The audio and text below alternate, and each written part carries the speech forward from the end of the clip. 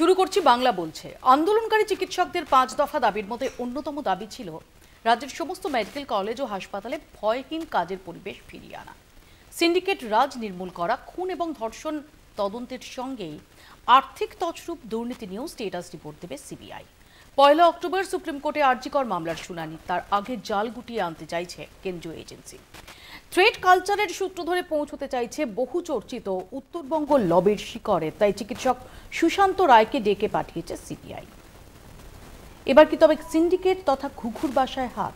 কান টানলে বেরোবে মাথা। নির্যাতিতার ময়নাতদন্ত এবং দাহ প্রক্রিয়া নিয়েও নিশ্চিত হতে চাইছে কেন্দ্রীয় এজেন্সি, তাই টানা 4 দিন অটোপসি সার্জন অপূর্ব বিশ্বাসকে সিজিও কমপ্লেক্সে তলব। আর এরই মধ্যে বিজেপি তার দফা 1 দাবি 1 মুখ্যমন্ত্রীর পদত্যাগ এই দাবি থেকে সরছে না, তবে ভোটে জিতেই রাজ্যের ক্ষমতা দখলের কথা বলছেন শুভেন্দু অধিকারী।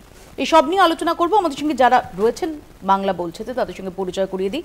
তৃণমূল কংগ্রেসের পক্ষ থেকে বৈশানর চট্টোপাধ্যায়, বিজেপির পক্ষ থেকে দেবাশিস ধর, কংগ্রেসের পক্ষ থেকে সৌম্য আইচ রয়, সিপিআই এর পক্ষ থেকে সৈকত গিরি এবং রয়েছেন রাজনৈতিক বিশ্লেষক সুমন ভট্টাচার্য। আমি আলোচনায় আসার আগে একটু দেখাবো 1 অক্টোবর সুপ্রিম কোর্টে শুনানি, আমরা সেই বিষয়ে দেখাবো আপনাদের বিস্তারিত প্রতিবেদন। তার আগে আমি দেবাশিসদাকে দিয়ে শুরু করি। দেবাশিসদা, আমরা দেখলাম যে প্রায় 1.5 মাস অতিক্রান্ত আরজিকরের এই নারকীয় কাণ্ডের পর এই মুহূর্তে দাঁড়িয়ে যে তদন্ত চলছে, আমরা বাইরে থেকে যেটুকু দেখতে পাচ্ছি যে এই অটোপসি সার্জন যিনি গত রবিবার বেরোনোর সময় যিনি বলেছিলেন, যিনি খুব বিস্ফোরক একটি বক্তব্য রেখেছিলেন, তিনি বলেছিলেন যে কোনো এক কাকু তার তাড়াহুড়োতে এবং তার হুমকিতে তাড়াতাড়ি করে অটোপসি করা হয়। এর পাশাপাশি আমরা দেখছি যে নর্থ বেঙ্গল লবির কথা গত 1.5 মাসে বারবার ঘুরে ফিরে এসেছে, তার মাথা বলে যাদের অভিযোগ তাদের তলব করা হচ্ছে। দেখুন, তদন্ত যখন কোনো প্রক্রিয়া চলে তো সেক্ষেত্রে বিভিন্ন সময় বিভিন্ন লিড আসে, তার ভিত্তিতে তদন্তের গতি প্রকৃতি এগিয়ে যায়। এখানে যে তথাকথিত নর্থ বেঙ্গল লবি বা সেদিন আমরা অটোপসি সার্জন উনি অন এয়ারই পুরো ব্যাপারটা বলেছেন, তো সেক্ষেত্রে এইগুলো একটা লিড হিসাবে আমরা পেয়েছি। বা নর্থ বেঙ্গল লবি নিয়ে বিভিন্ন রকম বিতর্ক অলরেডি তৈরি হয়েছে বা সেটা নিয়ে তদন্তের একটা বড় দিক উন্মোচিত হবে বলে আমরা আশা প্রকাশ করছি। তা নর্থ বেঙ্গল লবির ক্ষেত্রে যে অভিযোগগুলো পাওয়া গেছে অত্যন্ত গুরুতর, তো সেটা নিয়ে অবভিয়াসলি তদন্ত হওয়াটাই খুব স্বাভাবিক। এবং অটোপসি সার্জনও সেদিন যেটা বলেছেন সেটা যদি সত্যি হয়ে থাকে এবং সেটার যদি করবোরেটিভ এভিডেন্স থাকে বা সত্যিই যদি এটা হয়, তো সেটাও একটি অত্যন্ত কিন্তু গুরুত্বপূর্ণ ব্যাপার। তো সেই দুটোকে এবং নর্থ বেঙ্গল লবির ক্ষেত্রে আমরা যেটা দেখেছি যে এই যে থ্রেড কালচার, যেটা নিয়ে এতদিনের স্বাস্থ্য ব্যবস্থা ওপরে একটা আঙুল উঠেছে এবং নর্থ বেঙ্গল লবি কতটা পাওয়ারফুল ছিল এবং ডাক্তারদের যে নিজস্ব যে সংগঠন আছে তার মধ্যেও কিন্তু একটা বড় ধরনের বিতর্ক বা বিবাদ এটা নিয়ে সৃষ্টি হয়েছিল এবং এটা নিয়ে ওনাদের নিজেদের মধ্যেও যথেষ্ট পরিমাণে ক্ষোভ আছে। তো সেই জায়গায় যে তদন্ত প্রক্রিয়া যেভাবে যাবে এবং নর্থ বেঙ্গল লবির যারা বাই প্রোডাক্ট হিসাবে আমরা পাচ্ছি, সেইটা যদি সত্যি হয় বা তার মধ্যে যদি সত্যতার কিছুমাত্রও থাকে, এটা কিন্তু ভয়ঙ্কর অভিযোগ। সেটা শুধু অভিযোগ হিসাবে আমি বলবো না, এই যে কর্মপদ্ধতি বা যে ক্ষেত্রে মানুষকে ইনফ্লুয়েন্স করা তো একটা জিনিস, কিন্তু এই যে আমরা বিভিন্ন সিনেমাতেও দেখে থাকি যে র্যাগিং কালচার, মানে তারও অনেক গুণ ওপরে গিয়ে এই ঘটনাগুলো ঘটেছে এবং যেগুলো ঘটেছে সেটা কিন্তু দিস ইজ নট সামথিং। একেবারে আমি এখানেই আসবো, বৈশানরদের কাছে আসার আগে একটু দেখাবো 1 অক্টোবর সুপ্রিম কোর্টে আরজিকর শুনানি, এর আগে তদন্তের জাল গুটিয়ে আনতে চাইছে সিবিআই।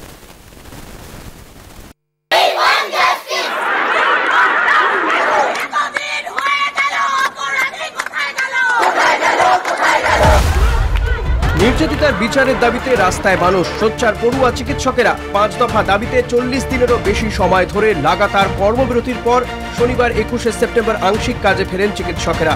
মেডিকেল কলেজ হাসপাতালে নিরাপত্তা নিশ্চিত করতে, ভয়ের পরিবেশ নির্মূল করতে সরকারকে 7 দিন সময়সীমা বেঁধে দেন আন্দোলনকারীরা। এই যে স্বাস্থ্য ভবন অভিযানে আমরা এসেছিলাম, এই যে প্রত্যক্ষ এবং পরোক্ষ তথ্য প্রমাণ লোপাটে আমাদের প্রিন্সিপাল হেলথ সেক্রেটারি যে যোগাযোগ এবং এই যে থ্রেড সিন্ডিকেট, এই যে দুষ্ট চক্র, যে দুর্নীতি, সারা বিষয়ে একটা আলোচনা হয়েছে বটে, কিন্তু সেই আলোচনার এখনো অবকাশ রয়েছে। সেই আলোচনা আবার ফার্দার হবে বলে জানানো হয়েছে।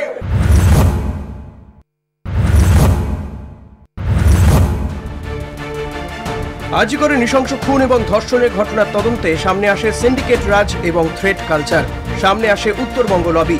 একের পর এক নাম: সন্দীপ ঘোষ, বিরূপাক্ষ বিশ্বাস, অভিক দে, সুশান্ত রায়।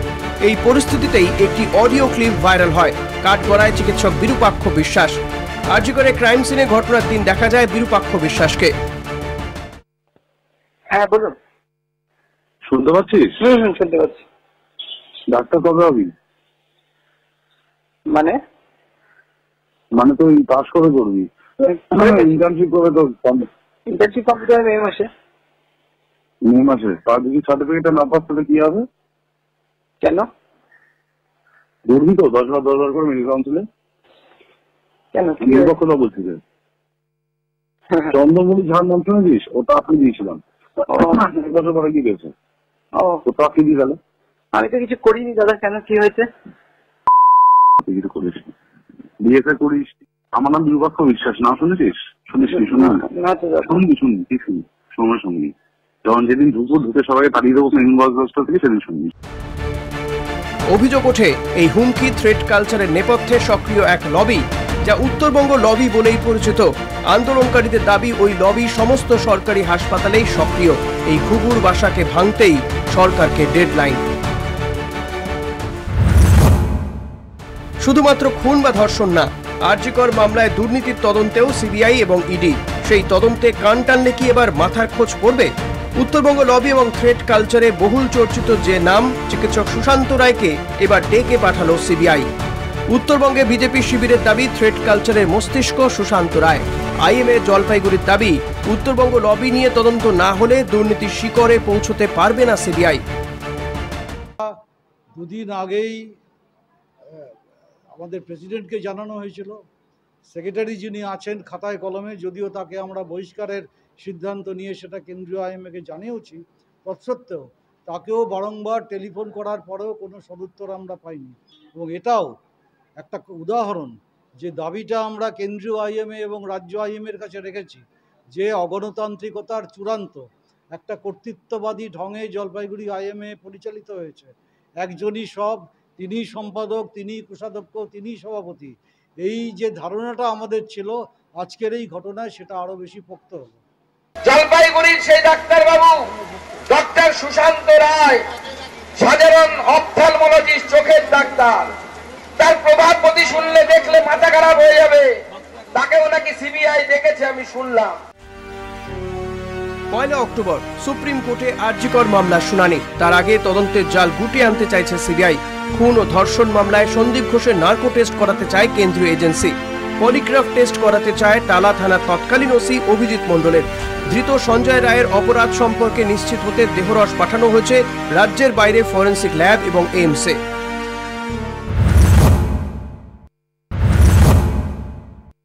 করার জন্য মেয়ের কাকা পরিচয় একজন ছিল, যে বলেছিল ওই দিনকে পোস্টমর্টম না হলে রক্তগঙ্গা বইয়ে দেবে। নির্যাতিতার ময়নাতদন্তকারী চিকিৎসক অপূর্ব বিশ্বাসের এই বিস্ফোরক দাবির পরেই সামনে আসে এক কাকার কীর্তি। কে এই কাকা?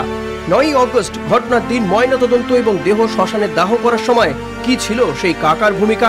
খতিয়ে দেখতে লাগাতার 4 দিন অপূর্ব বিশ্বাসকে ডেকে পাঠায় সিবিআই। তলব করা হয় আরজিকর মর্গের কর্মীকে। মঙ্গলবারই আরজিকরে এমএসভিপি সপ্তর্ষি চট্টোপাধ্যায় এবং নির্যাতিতার 2 সহকর্মী পিজিটি চিকিৎসককে ডেকে পাঠায় সিবিআই।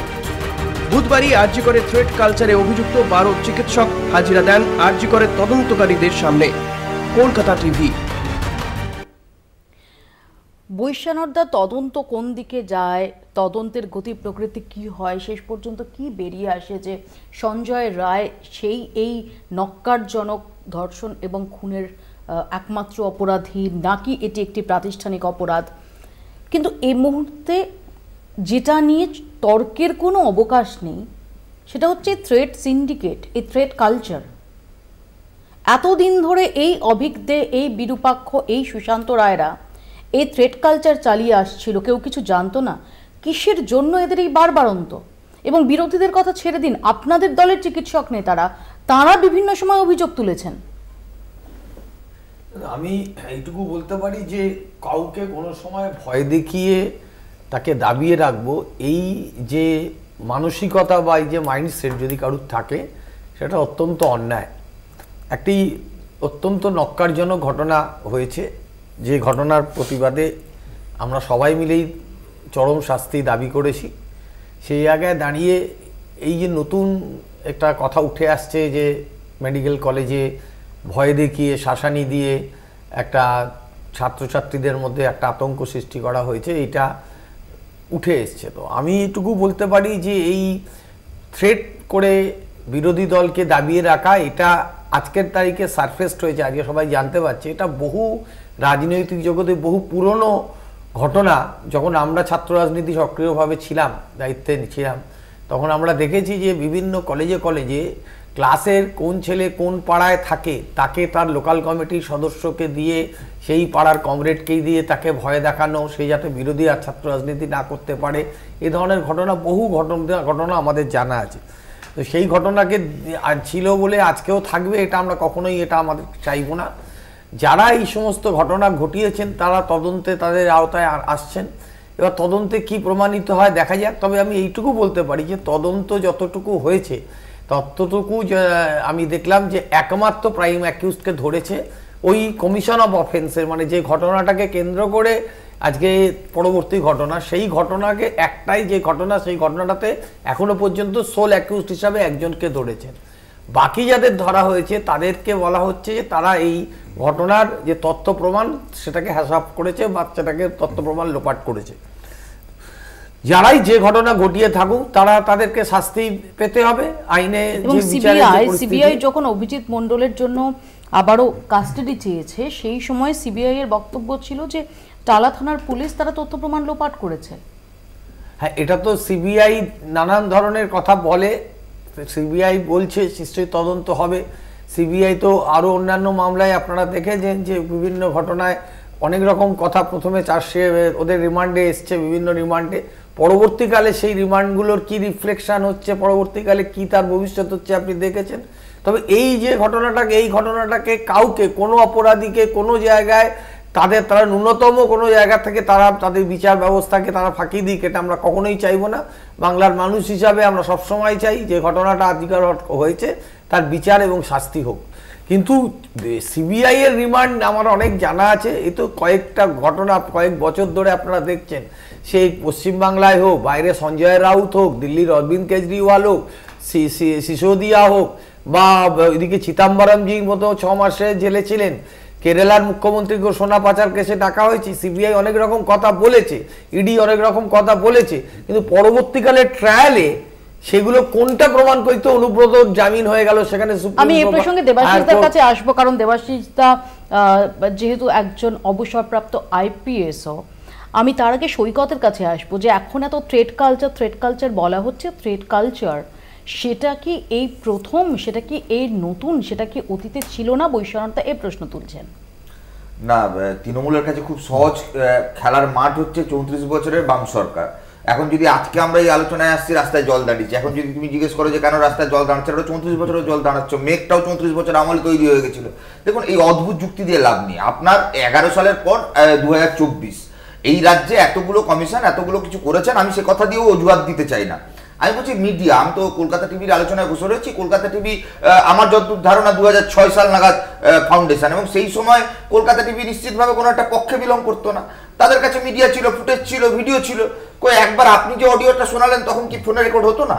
নাকি তখন টেলিভিশনে কোনো সাংবাদিক রেকর্ড করতে পারতেন না? একটা রেকর্ডিং শোনান না যে আরজি কর বা এনআরএসে কোন রকম কল রেকর্ড হচ্ছে, বুঝতে ছাত্র আন্দোলনের সঙ্গে তখন একটা সৈকত, এটা তুমিও স্বীকার করবে আমিও স্বীকার করব যে এখন এই ডিজিটাল যুগে রেকর্ডিং বা স্ক্রিনশটস বা কল রেকর্ডিং এর যে বারবারন্ত বা সোশ্যাল মিডিয়ার যে বারবারন্ত যেটা মারফত এগুলো ভাইরাল হচ্ছে, সেটা কিন্তু সে সময় ছিল না।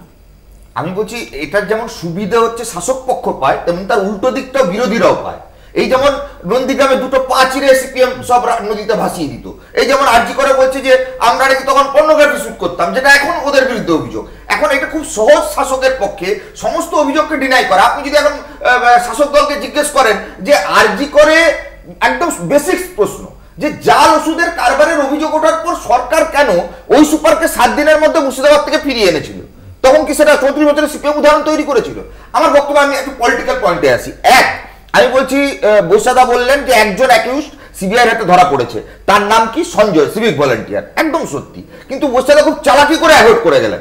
বৈশাদা এটা বলুন, তৃণমূল কংগ্রেস এটা বলুক যে তারা সিবিআই তদন্তের উপর ভরসা রাখছে না যদি রাখে, তাহলে সন্দীপ ঘোষকেও কিন্তু এই মামলায় তথ্য প্রমাণ লোপাটের দায়ে অভিযুক্ত করা হয়েছে এবং শোন অ্যারেস্ট হয়েছে। একদম, আমি এখানেই তো আমার প্রশ্ন, যে সন্দীপ ঘোষকে সিবিআই তথ্য প্রমাণ লোপাটের জন্য অ্যারেস্ট করছে, সেই সন্দীপ ঘোষ এবং টালা থানার ওসি।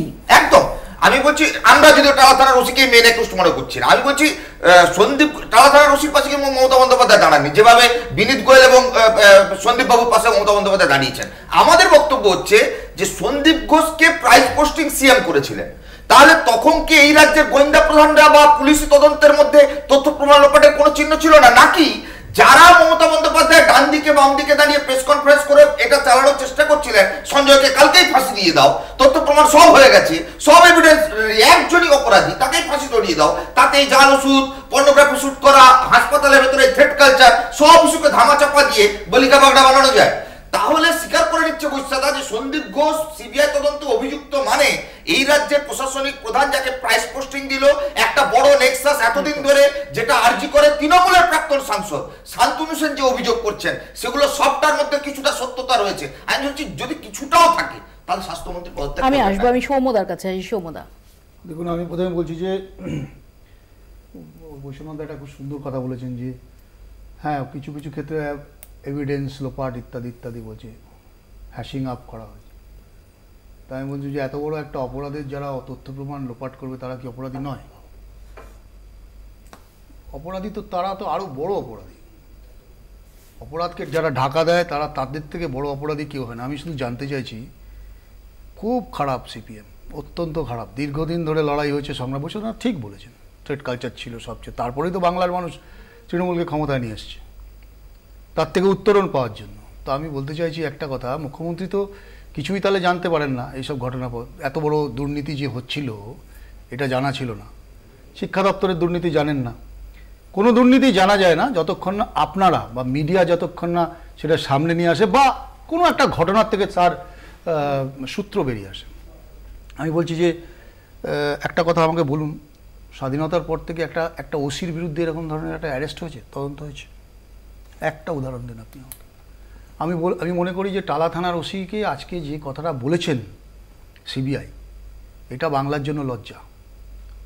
টালা থানার ওসি একা, এটা বিশ্বাস করেন আপনি যে টালা থানার ওসি তথ্য প্রমাণ লোপাট করেছে একা? Is it possible? হিম্মত আছে, ক্ষমতা আছে? একটা ওসির সে ক্ষমতা থাকে? কে নির্দেশ দিয়েছিল? কারা নির্দেশ দিয়েছে? কেন বিনীত গোয়েলকে কেন তার কগনিজেন্সে নেওয়া হবে না? কি কারণে বিনীত গোয়েলকে তার পরের দিনই তিনি বিনীত গোয়েল ছিলেন কেন তাকে, বা নর্থ ডিসিকে কেন কগনিজেন্সে নেওয়া হবে না? আমি জানতে চাইছি যে একটা কথা আছে, অটোপসি যে বলছেন একজন ডাক্তারবাবু, তিনি কি কংগ্রেস করেন না সিপিএম করেন না বিজেপি করেন? বলছে, বলা হয়েছে যে পোস্টমর্টেম যদি তাড়াতাড়ি না করা হয় রক্তগঙ্গা বইবে, বলেছেন তো? তো কোন দল করেন? কোনো দল করেন? বিরোধীরা খুব খারাপ, তো তৃণমূলের কাছে বিরোধীরা খুব খারাপ, যে বিরোধীরা কথা বললেই তাদেরকে দাগিয়ে দেওয়া হয়। আমি শুধু একটা কথা বলছি যে রাত্রিবেলা ওইখানে অটোপসি হয়েছিল কেন সেম হসপিটালে? কোন এসওপির মধ্যে পড়ে এটা? কোন এসওপির মধ্যে পড়ে? এই প্রশ্নগুলোর উত্তর চাইবে না?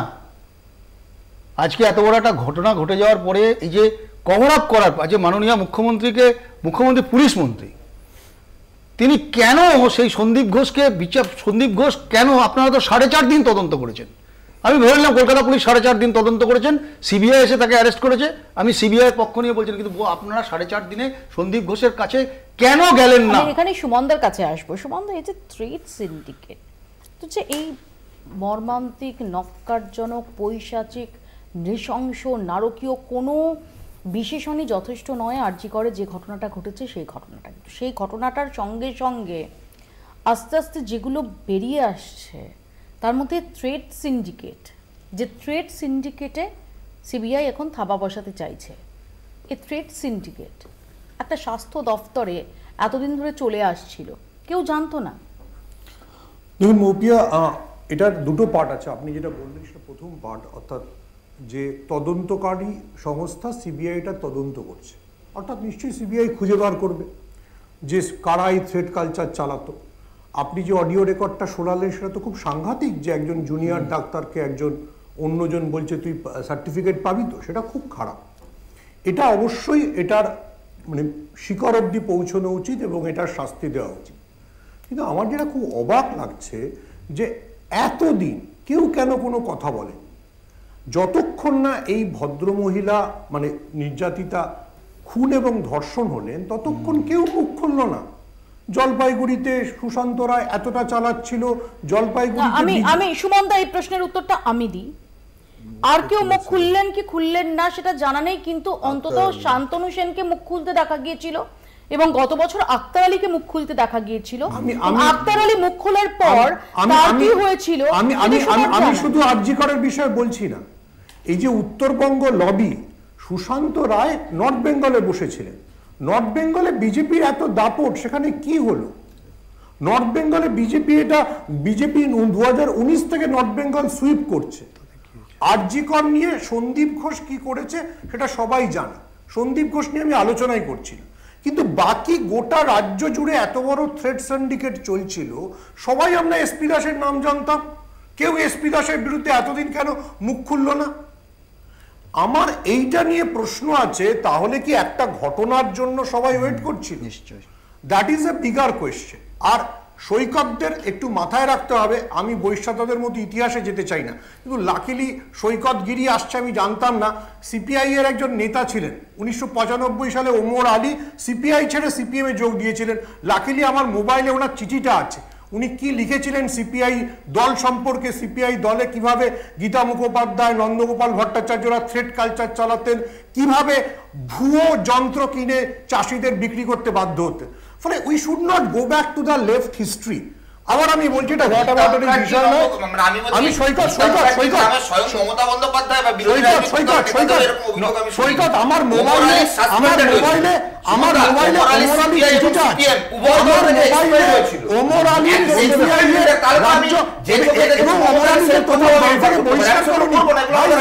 সিপিএমে যোগ দিয়েছিল,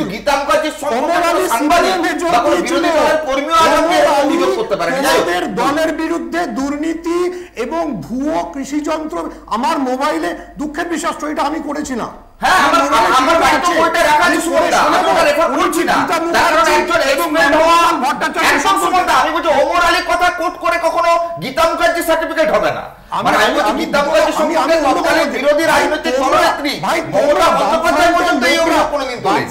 লোকরা একটু থ্রেট কালচার নিয়ে বলবে না। তোমাদের আর সীতারাম ইয়েচুরি নেই যে রাহুল গান্ধীর পাশে দাঁড়িয়ে জ্ঞান দেবে এবং তোমার দলের স্ট্যান্ডটা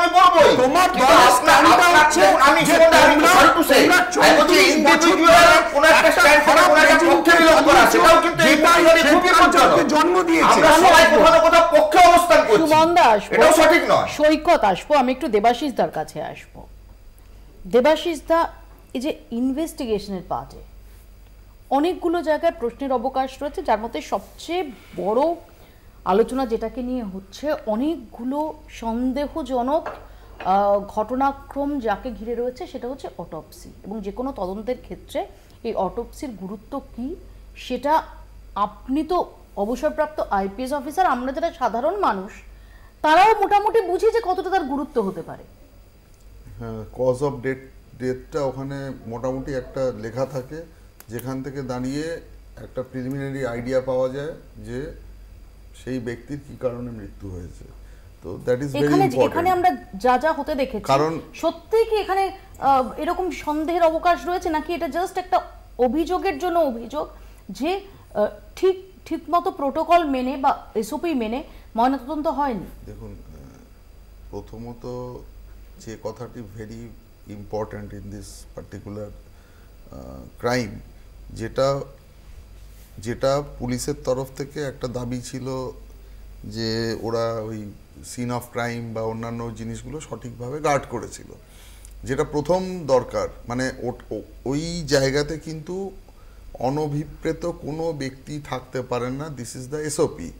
পরবর্তীকালে এটা এত ব্যাকফায়ার করেছে, এত that is corroborated by other evidences, যখন ওগুলো সামনে এসছে তখন কিন্তু একবারের জন্য কেউ ওটা ডিফেন্ড করতে পারেননি। ফলে প্রথমেই যদি সিন অফ ক্রাইম ডিস্টার্বড হয়ে যায় তখনই এভিডেন্স ট্যাম্পার হওয়ার গল্প থাকে। পরবর্তীকালে আরও যে সার্কামস্টেন্সিয়াল এভিডেন্সেস এসছে বা যা যা সার্কামস্টেন্সেস তৈরি হয়েছিল, যেমন সন্দীপ ঘোষের যে চিঠিটি উদ্ধার হয়েছিল যেখানে উনি পরিষ্কার ওই হলঘরটা সেমিনার হল ভাঙার অর্ডার দিয়েছিলেন, যেটা উনি কোনোভাবেই আমার মনে হয় মানে কোনো ইতিহাসেই কোনো শাসক এরকম সাহস, এবং মানে উনি এতটাই ডেসপারেট ছিলেন মানে সমস্ত আইন কানুনের বাইরে গিয়ে শুধু মানে দেখুন কেউ যদি নিজে ডিরেক্টলি কোনো ব্যাপারে ইনভলভ না থাকে কোনোদিন ওই সাহস করবে না।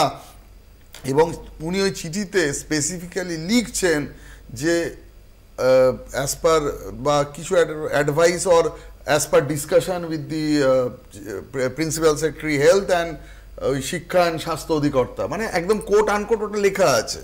3 নম্বর, যে ঘটনাটি ঘটেছিল সব থেকে আরও মানে দেখুন ওইখানে তো ওইটার পরে আর কোনো সন্দেহের অবকাশ হয় না। মানে আমার মনে হয় আমি যতটা আমার 15 বছরে শিখেছি ওর পরে মানে আমি হলে আর আমি কাউকে জিজ্ঞেস করতাম না। এরপর বৈশানাথদের কাছে লাস্ট একটা শেষ করে দিই, তারপরে যদি ওই ঘটনাটি না ঘটতো, ওই যে রাত্রিবেলা ভাঙচুরের ঘটনাটা যেখানে পুলিশ চুপচাপ দাঁড়িয়েছিল, দেখুন অ্যাজ এ পুলিশ অফিসার আমি কোনো দিন বলতে পারি না যে আমি এই ঘটনাটা এই 10,000 লোক এসেছিল আমি এখানে ইয়ে করতে পারিনি।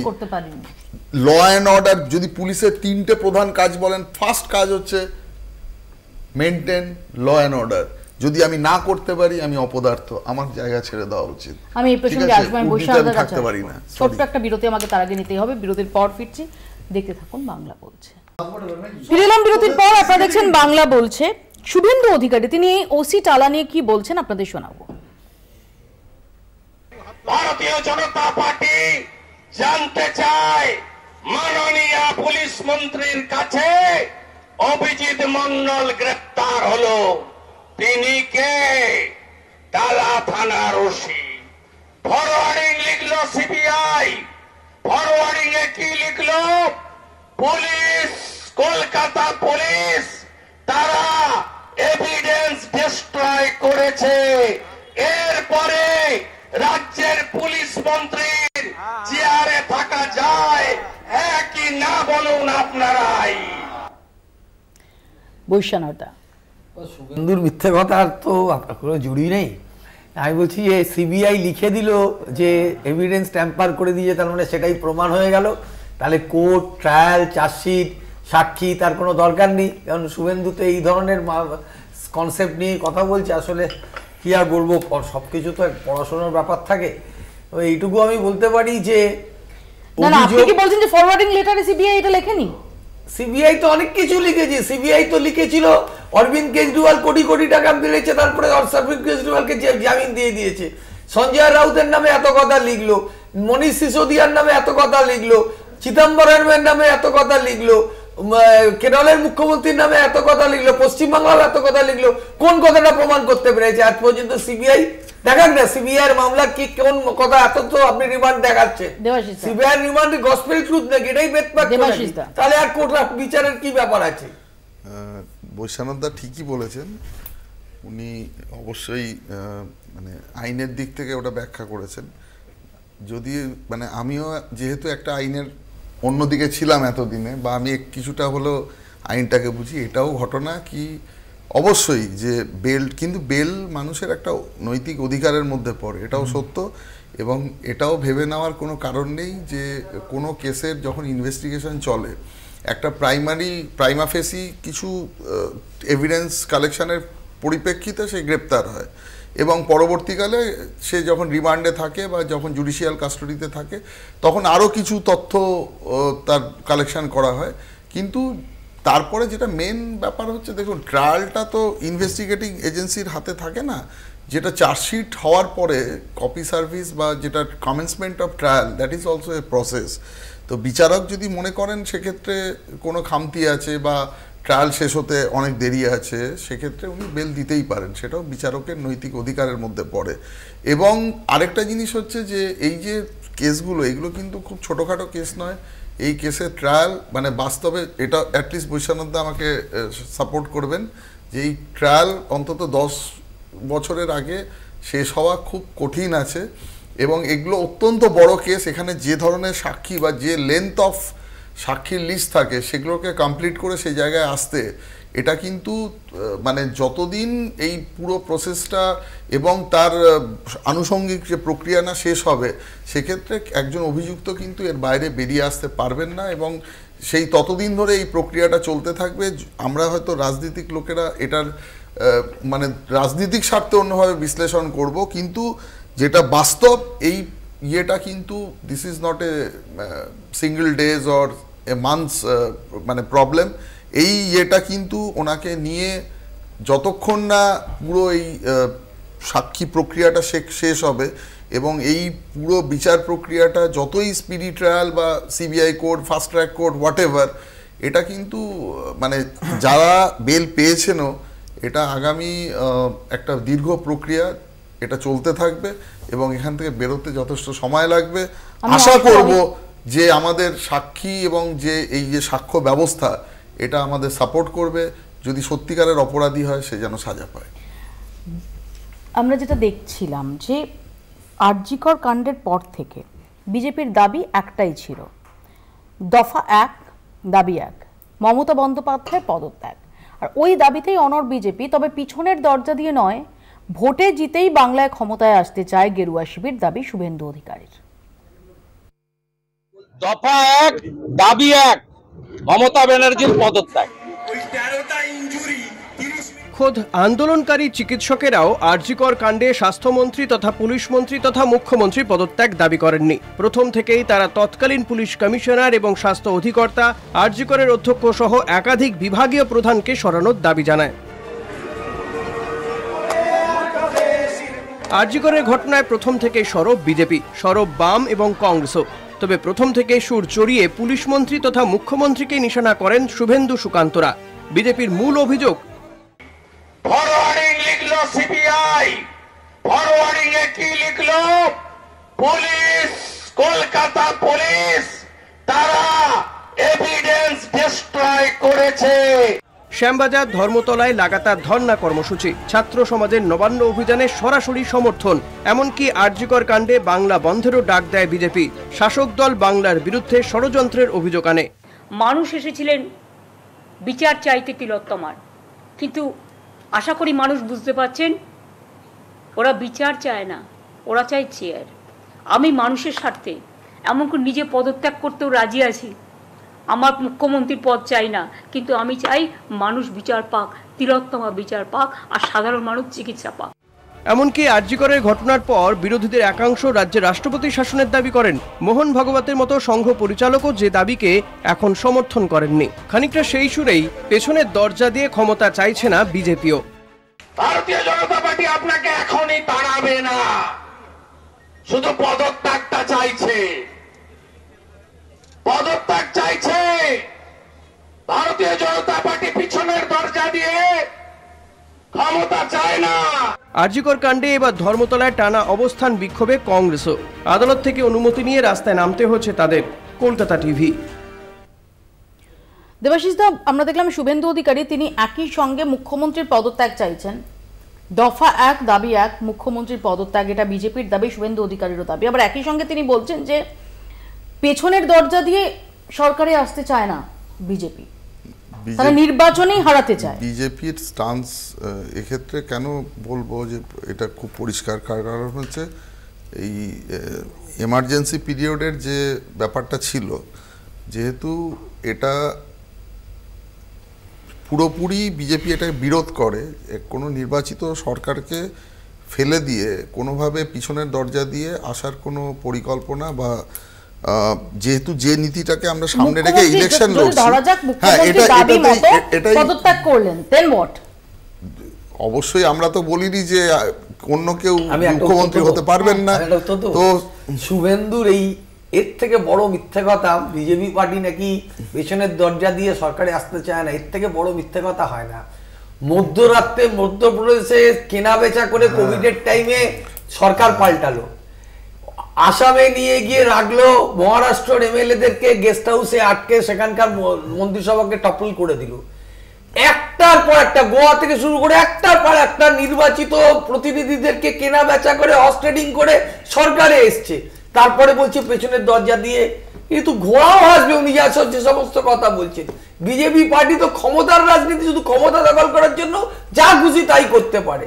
তো শুভেন্দুর এই সমস্ত মিথ্যে কথা বুজরুগির কোনো দাম আছে নাকি? দেবাশিস দা, যেটা আমি তখন শেষ করতে চাইছিলাম কি, দেখুন অবশ্যই মানে বৈশ্যানন্দা যেটা বলেছেন তো সেটা ওনার একটা পয়েন্ট অফ ভিউ থেকে বলেছেন, আমি রাষ্ট্রপতি শাসনের পয়েন্ট অফ ভিউ থেকে বলছি।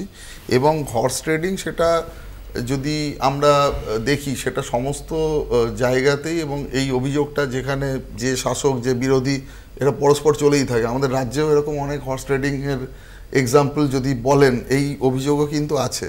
তো সেক্ষেত্রে সিপিএম থেকে অনেক হর্স ট্রেডিং হয়েছে, কংগ্রেস থেকেও হয়েছে এবং বিজেপি থেকেও হয়েছে, অবশ্যই হয়েছে।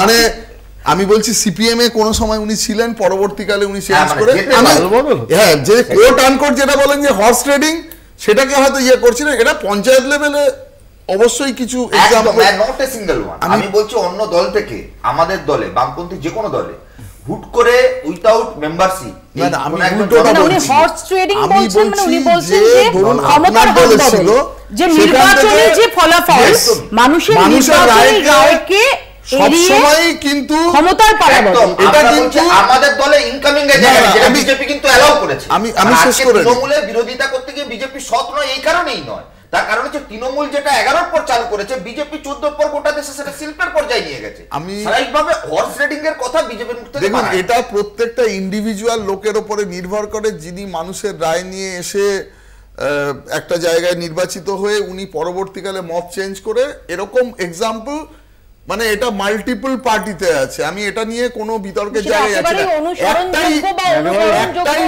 না। যে কারণে দলত্যাগ বিরোধী আইন রয়েছে, কিন্তু সেই আইনের ফাঁক বলে অবশ্যই সেটাকে বিভিন্নভাবে বাইপাস করা।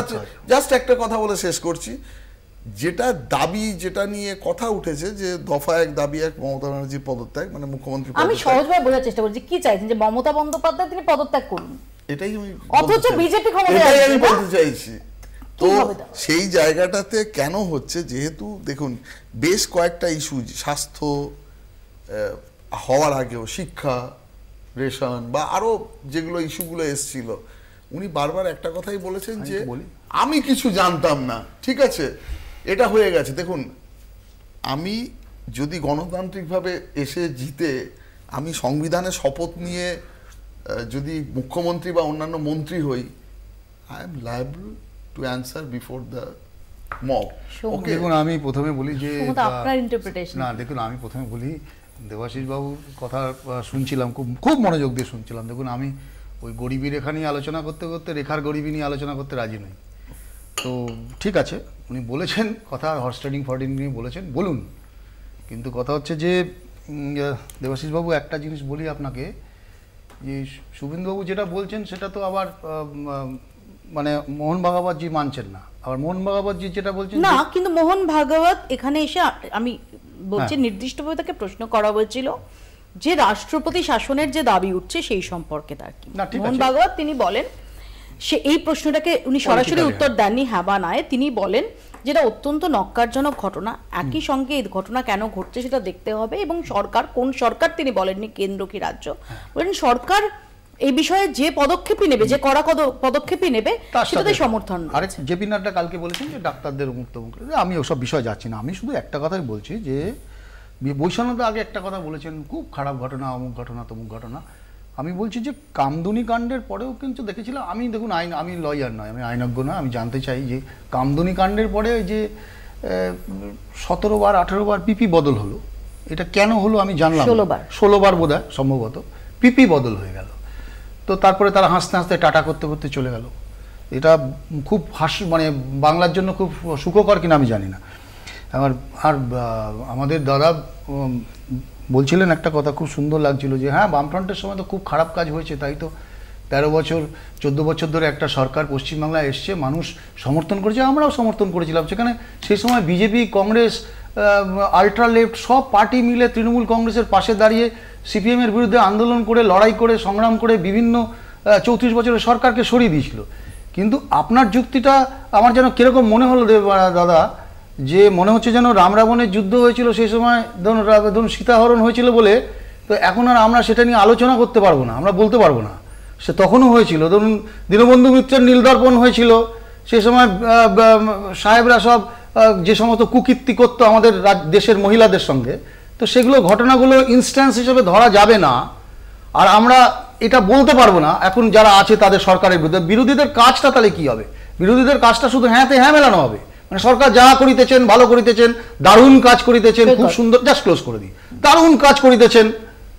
আমি শুধু সুমনদা একটা কথা আপনাকে বলি যে খুব খারাপ আজকে এই সরকারটা, আপনি দেখবেন নিজাক রিয়াকশন ছাড়া গত 13 বছরে আপনি এই সরকারটা 13 বছরে নিজাক রিয়াকশন ছাড়া কি দিয়েছে? একটার পর একটা দপ্তর, আপনি একটা দপ্তরের নাম বলুন তো যেখানে দুর্নীতি বেরোয়নি। এটা আমরা বলিনি, আমরা মিডিয়াকে ধন্যবাদ জানাই যে মিডিয়া বের করেছে, হ্যাঁ বিরোধীরা আন্দোলন করেছে, লড়াই করেছে, যে যার মতো করে করেছে। কিন্তু এই নিজাক রিয়াকশন, মাননীয় মুখ্যমন্ত্রীর কাছে 3টে দপ্তর, প্রধানত প্রধান দপ্তর, ভূমি রাজস্ব দপ্তর, শিক্ষা, এই স্বাস্থ্য দপ্তর, আর তার সাথে হচ্ছে আপনার এই দপ্তরগুলো, 3টে দপ্তর। বলুন তো 3টের মধ্যে সব থেকে বেশি দুর্নীতি কেন? অ্যাকাউন্টেবল হবে না, কি আসবো কেন জানতে চাওয়া যাবে না? না দেখো, প্রথমে আমি একটা বিষয় পরিষ্কার করে দিতে চাই, যদি মুখ্যমন্ত্রী পদত্যাগ করেন, যদির পর যদি তদিতে গিয়ে এই রাজ্যে রাষ্ট্রপতি শাসনের চেষ্টা বিজেপি করে, আমাদের দলের পরিষ্কার স্ট্যান্ড।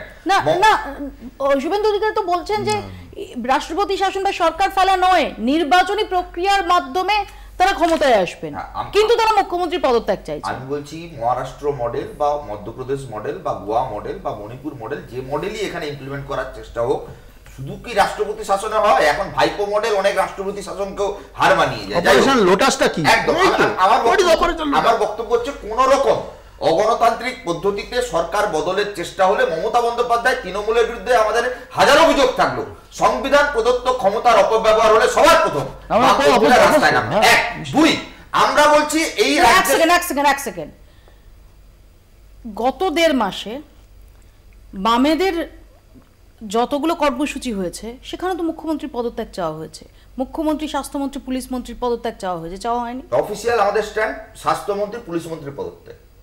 তারপর যদি বলি মুখ্যমন্ত্রী পদত্যাগ কেন, আন্দোলনের মধ্যে থেকে স্লোগান উঠেছে, আমরা বলছি জনগণের রায় নি, জনগণ যদি আবার নির্বাচিত করেন মমতা বন্দ্যোপাধ্যায় থাকুন। 21 সালের পর আমরা প্রকাশ্যে বিবৃতি দিচ্ছি যে সাম্প্রদায়িক শক্তিকে আটকাতে বাংলার মানুষ মমতা বন্দ্যোপাধ্যায়কে মুখ্যমন্ত্রী করেছেন, আমরা অভিনন্দন জানাই বাংলার মানুষকে। দেখুন আমি আর একটা পয়েন্ট, গুরুত্বপূর্ণ পয়েন্টে যাই। আমি বলছি এখনো তো মেজরিটি আছে, এখনো মেজরিটি আছে। আমি বলছি সিবিআই এর কথার উপর এই ন্যারেটিভে বিরোধী দলনেতা বলছেন। আচ্ছা, সিবিআই এর ন্যারেটিভে গতকাল অনুব্রত মণ্ডল জামিন পেয়েছেন। দুটো গুরুত্বপূর্ণ কথা ওখানে কোর্ট বলেছে যে এতদিন 2 বছরে অনুব্রত মণ্ডল এবং তার মেয়ের অ্যাকাউন্টে গরু পাচারের কোন রকম লিঙ্কের কোন সম্ভাবনার তথ্য সিবিআই কোর্টকে জমা দিতে পারেনি। পাল্টা সিবিআই এর কাছে সুযোগ ছিল হাইকোর্ট, সুপ্রিম কোর্টে জামিনের বিরোধিতা করবার, করেননি। কিন্তু তাহলে সিবিআই এর এখনো অব্দি খাদ্য দপ্তর, শিক্ষা দপ্তরের পার্থবাবু ছাড়া, হয়তো দেখবো পুজোয় পার্থবাবু বাইরে বেরিয়ে নাকতলা পুজো উদ্বোধন করছেন, কোন তথ্য যে সিবিআই ইডি দিতে পারছে না, সেই সিবিআই এর ন্যারেটিভের উপর দাঁড়িয়ে, বিরোধী দলনেতার কথার উপর দাঁড়িয়ে বিজেপি প্রতিনিধি, আমি দেবাশিস বাবুকে মানে আমি শ্রদ্ধা করি অ্যাডমিনিস্ট্রেটিভ হিসেবে, কিন্তু বিজেপি স্পোকসপারসন হিসেবে এই স্ট্যান্ডের উপর দাঁড়িয়ে বাংলার রাজনীতি হবে। আমি আর পরে বলবো না। আমার বক্তব্য হচ্ছে আরেকটা গুরুত্বপূর্ণ বিষয়, বিচারপতি যিনি রায় দিচ্ছেন, অ্যাডমিনিস্ট্রেটিভ পার্টের যিনি দায়িত্ব পালন করছেন, তারা যদি সরাসরি রাজনৈতিক সিস্টেমের পার্ট হয়ে যান, সুপ্রিম কোর্টের যে বিচারপতি শাসক দলকে সুবিধা দিচ্ছে, সে পরবর্তীকালে একটা রাজ্যের বিজেপির মনোনীত রাজ্যপাল হয়ে যাচ্ছে। এই রাজ্যে একের পর এক আমলা, পুলিশ অফিসার তৃণমূলের এমএলএ হয়ে যাচ্ছে। তাহলে বিচার প্রক্রিয়া, বিচার ব্যবস্থা, পুলিশের অ্যাডমিনিস্ট্রেশন, সেইটা কোথায় মানুষের আস্থা অর্জনে সক্ষম হবে? সুমনদা, দেখুন আমি প্রথমে দেবাশিস বাবুতে মুগ্ধ, কারণ উনি অর্গানাইজার বা পাঞ্চজন্য শুভেন্দু অধিকারীর চেয়ে মন দিয়ে পড়েন। উনি জানেন যে রাজ্যে রাষ্ট্রপতি শাসন হবে না, এটা আরএসএস সিদ্ধান্ত নিয়েছে, আরএসএস এর কথা অনুযায়ী তো দল চলে, মানে দলের কথা অনুযায়ী আরএসএস চলে না। দ্বিতীয়ত শুভেন্দু অধিকারী অনেকদিন বাদে আবির্ভূত হয়েছেন, ফলে ওনার হিস্ট্রি সেন্স একটু কম। গুজরাটের 2 জন পুলিশ অফিসার ওসি লেভেলের না, একজন ডিআইজি, একজন এসপি লেভেলের, ভানজারা এবং ইশরাত জাহান সোহরাবুদ্দিন কেসে অ্যারেস্ট হয়েছিল। সিবিআই বলেছিল যে গুজরাটে বিচার করা যাবে না, বিচারটাই মহারাষ্ট্রে নিয়ে যেতে হবে, বিলকিস বানুর ক্ষেত্রে যেটা হয়েছিল। সৌম্য দাদেরও একটু ইতিহাসকে চর্চা করতে হবে, ও তখন ওনাদের গভর্নমেন্ট ছিল, ওনারা এটা করেছিলেন, ঠিক আছে? ফলে একটা ভারতবর্ষে প্রথম ওসি অ্যারেস্ট হলো, এগুলো টেলিভিশনে এসে বলতে ভালো লাগে, that's not a part of the history. Point number 2, যেটা আমি সৌম্যদাদের একটু বলে দিই, তা নাহলে কংগ্রেসকে আমি ভালোবাসি, শ্রদ্ধা করি, কিন্তু সমস্যাটা হচ্ছে ওনাদের ইতিহাস সেন্স একদম গুলিয়ে গেছে। যদি মমতা ব্যানার্জির কাছে 3টে দপ্তর থাকার জন্য মমতা বন্দ্যোপাধ্যায়কে পদত্যাগ করতে হয়, তাহলে 2009 থেকে 14 মনমোহন সিংকে রোজ পদত্যাগ করতে হতো, কয়লা থেকে বেসিক ডিফারেন্স হচ্ছে মনমোহন সিং নিজের দপ্তরের মন্ত্রীদের বিরুদ্ধে, বেসিক ডিফারেন্স হচ্ছে মনমোহন সিং তাদেরকে জেলে পাঠিয়েছিলেন, আগে 2009 থেকে জেলে পাঠিয়েছিলেন, this is the difference. 14 CAG কি বলেছিল, তাতে কয়লার দায়িত্ব, এ রাজা কানি মজি, আরে সুরেশ কারবারি জেলে গেছে, আরে মমতা ব্যানার্জির মতো হাইট করেনি, এসে চিৎকার করেন। আরে দাদা আপনি দেখুন, ইতিহাস বলবেন, সঠিকটা বলবেন, অর্ধেকটা বলবেন না, অর্ধেকটা বলবেন না, কেউ দাবি করেনি, অর্ধেকটা বলবেন না, আপনারা অর্ধেকটা বলছেন। জেলে গেছিল তাদের সময়, আপনি যখন জেলে গেছিল তাদের সময় ওসি গ্রেফতার বলেছেন তখন ভুল আপনি বলুন, কানি মজি কার সময় জেলে গেছে, অ্যাটলিস্ট কার সময় জেলে গেছে, অ্যাটলিস্ট সৈকতগিরি কিন্তু পাল্টি খেয়ে আবার আপনি চেঞ্জ করছেন, গোলপোস্ট চেঞ্জ করবেন না, মিছিল করতে চলে গেছে, স্যার গোলপোস্ট চেঞ্জ করবেন না। আমি বলছি মনমোহন সিং সরকারের সময় কানি মজি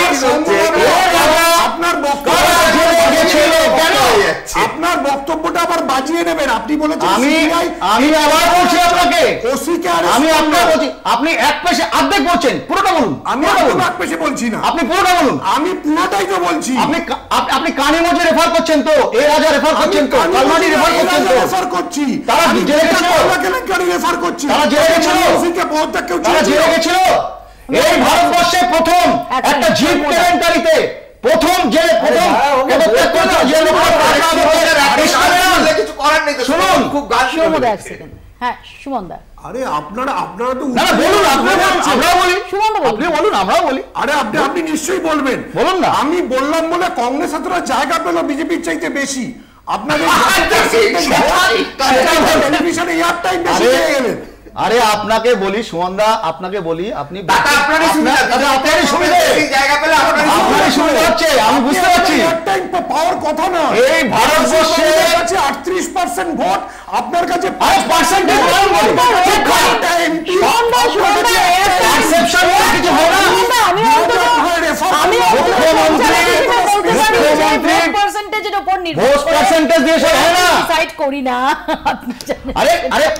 একটা দল তার মুখ্যমন্ত্রী, তার 3টে দপ্তর, প্রধান দপ্তর, সেখানে দুর্নীতি হলে কাকে অ্যাকাউন্টেবল করবে বলুন? জো বাইডেনকে অ্যাকাউন্টেবল করবে না? ভাগ্যিস আপনি মুখ্যমন্ত্রী, কাকে অ্যাকাউন্টেবল করবো? জো বাইডেনকে? আমরা রাজ্যের বিরোধী, ভালো হয়েছে, তাহলে কর্ণাটকের মুখ্যমন্ত্রী কর্ণাটক, আমি রাজ্যে বাস করি, কর্ণাটকের বিরোধী দল কর্ণাটকে করবে, কর্ণাটকের বিরোধী দল কর্ণাটকে করবে, এই রাজ্যের বিরোধী দল রাজ্যে করবে।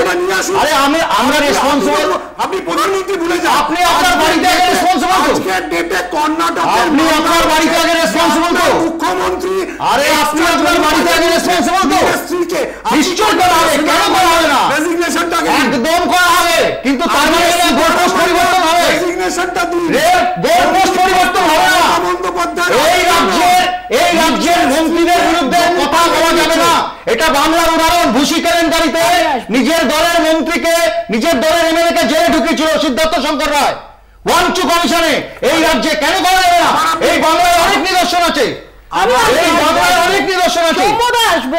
সুমনদা আসবো, আমি একটু দেবাশিসদার কাছে আসি। বিশেষ করে অনুব্রত মণ্ডলের জামিনের পর বারবারই প্রশ্ন উঠছে, শুধু অনুব্রত মণ্ডল কেন, অরবিন্দ কেজরিওয়াল থেকে শুরু করে একের পর এক নিদর্শন রয়েছে যার সাম্প্রতিকতম সংযোজন অনুব্রত মণ্ডল।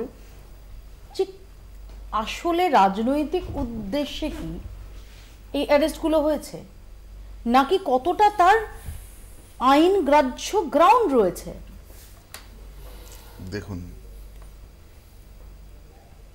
প্রত্যেকটা কেসের যে প্রাইমা ফেসি যে এভিডেন্স কালেক্ট হয় তার বেসিসে কোনো অপরাধের ক্ষেত্রে কোনো কাউকে অ্যারেস্ট করা হয় যিনি অভিযুক্ত হিসাবে চিহ্নিত থাকেন, এবং পরবর্তীকালে সেই জায়গা থেকে কিন্তু তদন্ত আর এগিয়ে যায়।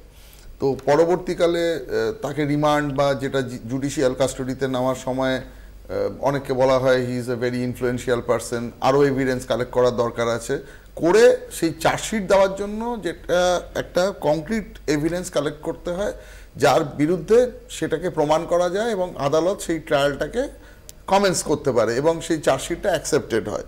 এটা হচ্ছে একটা প্রসিডিওর।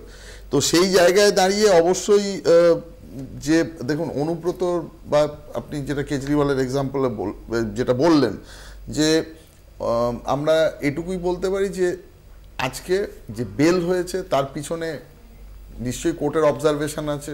অনুব্রত মণ্ডলের একটা ছোট্ট কোশ্চেন, আচ্ছা আপনি বলুন, আপনি তো আইএস অফিসার, সারদা মামলা 2014 সালে স্টার্ট হয়েছিল, 2024 সালে এই মামলার ফাইনাল চার্জশিট এখনো দেওয়া হয়নি। অবশ্যই। তাহলে যদি আপনি একটা মামলা 2014 সালে শুরু করলেন, ডিটেনশন করালেন, কাস্টাডি করালেন, তারপরে 2024 সাল পর্যন্ত আপনি ফাইনাল ফর্মে চার্জশিট দিতে পারলেন না, চার্জশিট হওয়ার পর চার্জ ফ্রেম হবে, ট্রায়াল শুরু হবে, এতগুলো সাক্ষী হবে, জেরা হবে, 313 হবে, আর্গুমেন্ট হবে, জাজমেন্ট হবে, এগুলো বেঁচে থাকবে। এটাই যদি সিবিআই ইনভেস্টিগেশন হয়, আপনি বলুন as a police officer, IPS officer, বেশি দিন জেল খেটে দিল, এটা কি কোনো ইনভেস্টিগেশন হচ্ছে? বেশি দিন জেল খেটে দিল। এই যে আপনি বলুন, এই যে এতগুলো লোককে ধরছেন, কোন মামলাটা প্রমাণ করতে পেরেছেন রিসেন্ট টাইম? আপনি বলুন কেস, আপনি তো কেন্দ্রীয় সরকারের দলের রিপ্রেজেন্ট করছেন। আমি ওটাই বলার জন্যই ইয়েটা করছি। দেখুন সারদাতে এখনো বেশ কয়েকটা জিনিস সুপ্রিম কোর্টের মানে অধীনে তার বিচার প্রক্রিয়া বলবো না, সেটা বিভিন্ন লোকের বেল ক্যান্সেলেশন বা এই সমস্ত জিনিসগুলো রয়েছে। আমি বৈশানরদা হয়তো জানেন না যে আমি নিজে 3 বছর সিবিআইতে ডেপুটেশনে ছিলাম। আই নো দ্য মানে ওয়ার্ক প্রসিডিওর অফ সিবিআই। আপনি যদি বলেন যে দীর্ঘসূত্রিতা আছে কি না, আমি দেখুন যেটা মিথ্যা সত্যি বলবো, মিথ্যা বলা উচিত। আমি বলবো হ্যাঁ অবশ্যই যে প্রসিডিওরে সিবিআই যেভাবে ইনভেস্টিগেশন করে তার মধ্যে একটা দীর্ঘসূত্রিতা আছে। কেন? সিবিআইতে অনেকগুলো প্রসিডিওর, এখানে শুধু আইও আর সেখান থেকে ওখানে এসপি কিছু ডাইরেকশন দিয়ে দিল, এইভাবে কিন্তু ইয়েটা হয় না। এখানে প্রত্যেকটা জিনিস একটা, হ্যাঁ আমি এটুকুই সংক্ষেপে বলতে চাই যে সিবিআই এর ক্ষেত্রে আমি প্রথমত বলবো অ্যাজ এ পার্টি মানে মেম্বার বা পার্টির কোনো পোর্টফোলিও হোল্ডার আমরা কোনোভাবেই তদন্তকে প্রভাবিত করি না। সিবিআই তার নিজস্ব নিয়মে চলে, তার যে লিগ্যাল অ্যাডভাইস আছে সেটা মেনে চলে। হতে পারে তার ক্ষেত্রে দীর্ঘসূত্রিতা আছে, কিন্তু কেসগুলো ইউপিএ আমলেও খাঁচাবন্দি তোতা শুনতে হয়েছে। হ্যাঁ, আজকে দেখুন এত বছর পরে এই যে 2G স্পেকট্রাম বা এই সমস্ত কেসের রায় এসেছে, কত বছর হলো। আমাদের সময় একদম শেষ, এখানেই শেষ করতে হবে। আমাদের নজর থাকবে এই তদন্তের গতি প্রকৃতির দিকে। আপাতত বাংলা বলছে এখানেই শেষ করছি। দেখতে থাকুন কলকাতা টিভি।